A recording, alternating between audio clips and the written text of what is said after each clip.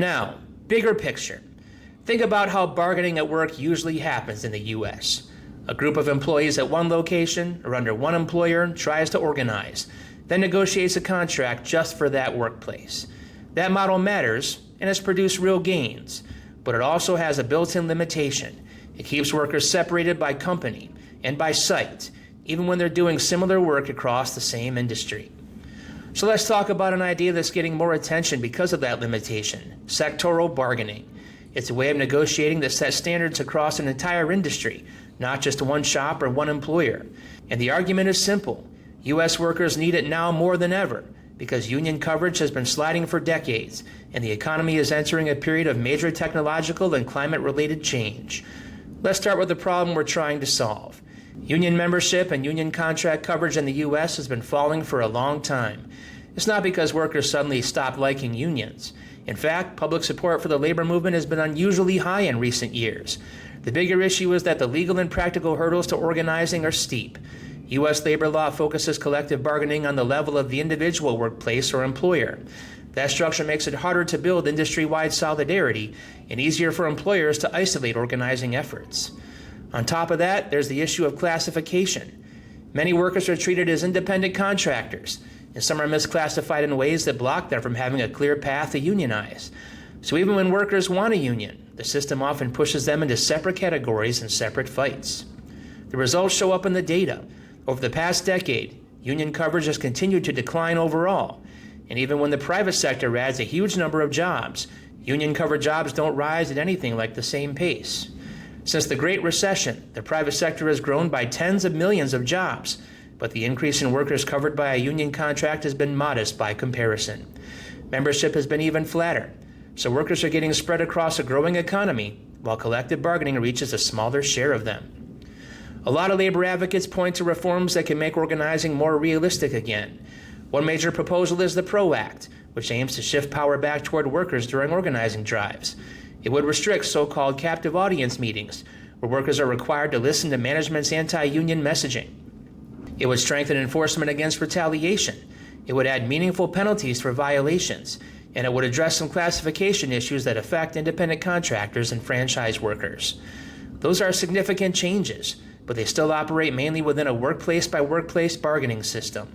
That's where sectoral bargaining comes in, not as a replacement necessarily, but as a second layer that can set a floor across an industry. So what is sectoral bargaining in plain terms? It's a framework where workers and their representatives negotiate common standards for a whole sector, say auto manufacturing, home care, hospitality, or logistics.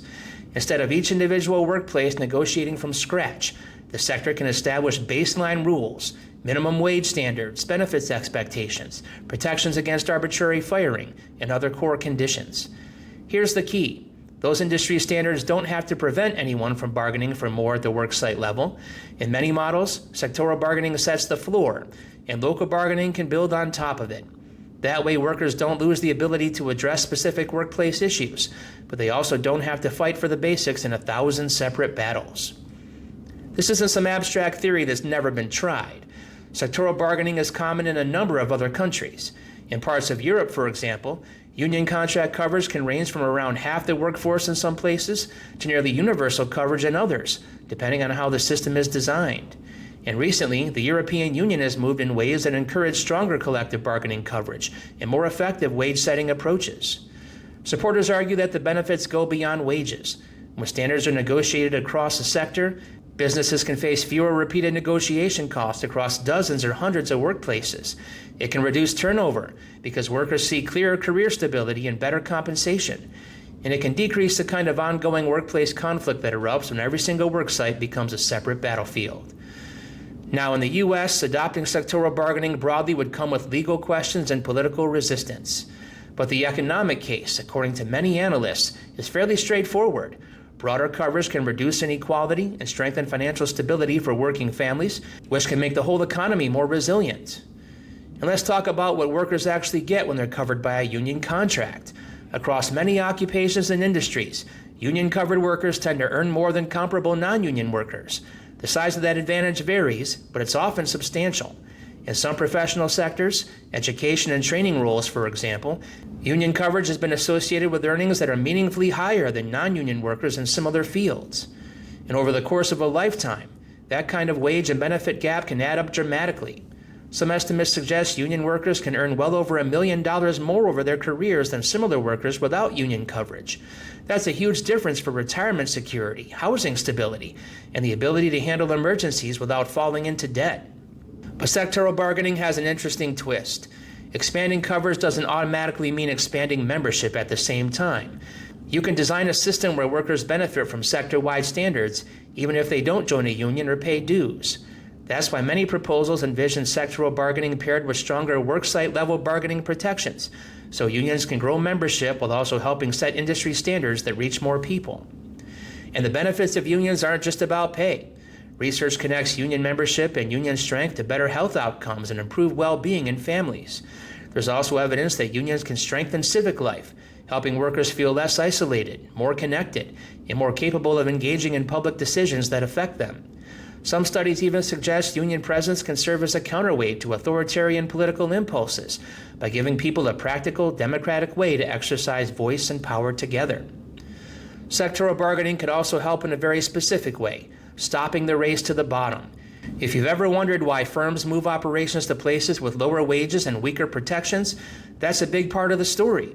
When standards differ widely across states or regions, companies can shop around, not just for cheaper land or tax incentives, but for weaker labor rules and lower pay expectations.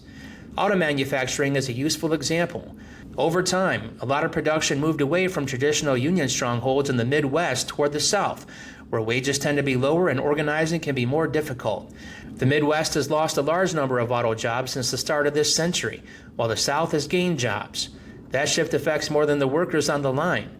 When a major employer shrinks or leaves, communities lose tax revenue, local businesses suffer, and public services get strained. The long-term economic damage can be profound. An industry-wide bargaining system can make that kind of relocation less attractive by leveling standards. If wages and core protections are more consistent across the sector, moving simply to escape higher labor standards doesn't deliver the same payoff. That means communities have a better chance of holding on to stable, well-paid jobs, and workers have a better chance of building a life without fearing that their region will be undercut by another. Of course, there's a practical question here. How do you design sectoral bargaining in the U.S. given our legal structure? The National Labor Relations Act limits what states can do for workers covered by federal labor law. But some approaches might still be possible at the state level if groups of states coordinate in ways that protect competitiveness across their borders. Still, that kind of policy alignment, especially across politically different states, would be difficult. It would also mean confronting other connected issues like minimum wages, tax incentives for investment, and right-to-work laws. Even with those obstacles, the core argument remains. Workers should be driving this effort. Sectoral bargaining works best when workers and their unions have a strong hand in shaping the rules, so people understand the framework and can organize effectively across workplaces. If worker organizations fade too far before a system is built, it becomes harder to use sectoral bargaining as a meaningful tool. And that brings us to why now matters. This moment isn't just about recovering ground lost to decades of declining union coverage. It's also about preparing for shocks that could reorder the labor market. One of those shocks is AI. It can raise productivity and create new kinds of jobs, but it can also automate tasks, reorganize workplaces, and displace workers, sometimes quickly. The uncertain part is not whether AI will affect work, but how, where, and on whose terms. Will it replace labor outright? Will it mostly assist workers and raise wages? Will it intensify surveillance and control? Those outcomes depend heavily on policy and on bargaining power. Sectoral bargaining can offer a platform for workers to negotiate directly about AI's deployment across an industry. Instead of each workplace being forced to accept technological change in isolation, sector-wide agreements could set expectations, transparency around new systems, limits on harmful automated management, commitments to training, and protections that help workers keep their income while transitioning to new roles. If automation eliminates certain jobs, agreements could include wage continuity, retraining pathways, and fair processes rather than sudden economic freefall. Another major transition is the move toward a greener economy. Shifting from fossil fuel-intensive production to cleaner energy can create opportunities, but it can also disrupt communities and job categories. Unions have a track record of negotiating through periods of major technological change, and a sectoral framework can strengthen their ability to ensure that the green transition doesn't become a story of concentrated gains and widespread loss. There's also a broader macroeconomic point that's easy to miss. Sectoral bargaining isn't only a worker policy, it can be a growth policy. When wages rise for a larger share of workers, consumption tends to be stronger because households have more spending power. When inequality is lower and families are more financially resilient, the economy can become less fragile.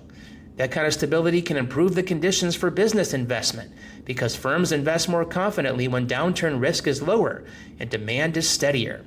Some research also suggests stronger unions can influence corporate behavior in ways that reduce risky financial practices, which can translate into more stable employment over time. So where does this leave us?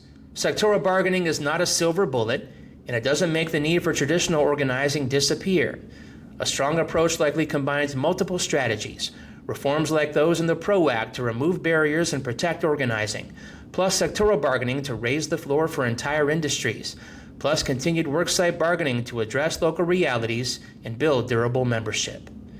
The big picture is that sectoral bargaining offers a way to expand the reach of collective bargaining, reduce the incentives for companies to undercut standards by relocating, and give workers a stronger voice during the AI era and the green transition. It's hard to enact, politically and legally, but the potential payoff is not just higher wages, it's healthier communities, a fairer economy, and a more stable foundation for growth when the next wave of disruption arrives. So if you've been wondering what a practical, modern rebuild of worker power could look like in the U.S., sectoral bargaining is one of the most serious answers on the table right now.